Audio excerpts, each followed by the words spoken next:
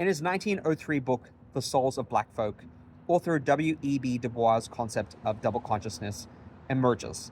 And in it, he describes this inner conflict experienced by African Americans who live in a society structured by white supremacy. Du Bois explained that Black people are forced to see themselves through two lenses simultaneously.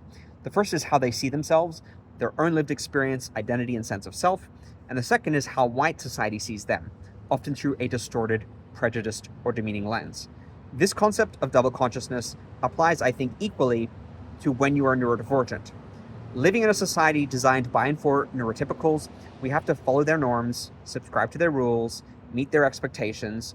And in order to do that successfully, our consciousness splits at some point. We go, the way that I'm operating, the authenticity that I bring, the energy that I bring, the unique worldview that I bring is singular to me.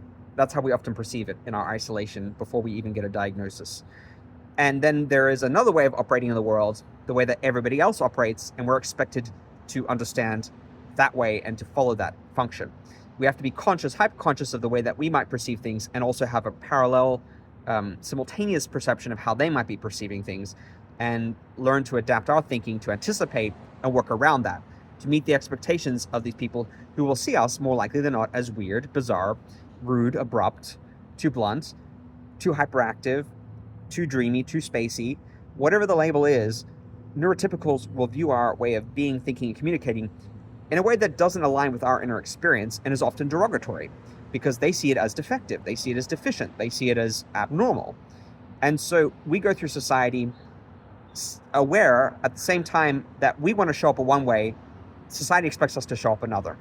In order to be successful in society, we have to try to adapt as quickly as we can, always be on our tippy toes, walking on eggshells, always scanning the room, being hypervigilant, trying to have a double consciousness about how we might be perceived, how our actions might be read, how people might interpret our behavior, or what kind of intentions they might infer from us, and then try to anticipate that, try to nip it in the bud, try to explain it away, try to self-advocate, or just try to avoid entirely engaging in an interaction or behaving in a way that is going to provoke that perception or that response from the neurotypical person.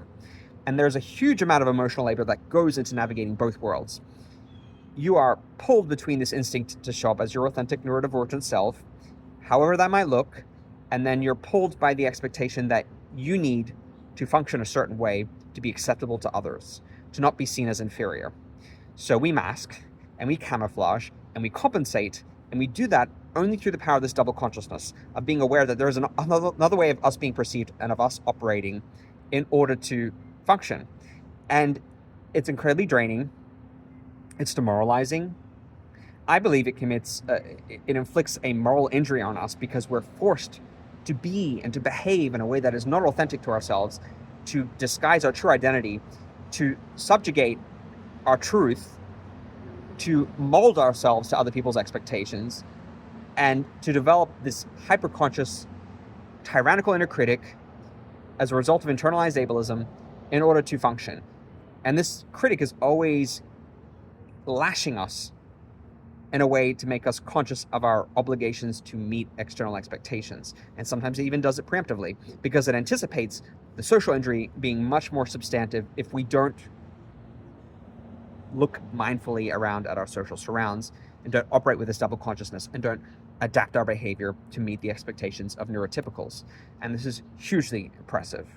It's destructive to our sense of well-being and our self-worth, and it leaves us afflicted with people-pleasing tendencies, a desire to engage in a fawn response and roll over and show our bellies, and to appease other people, and to meet their expectations before we can ever meet our own.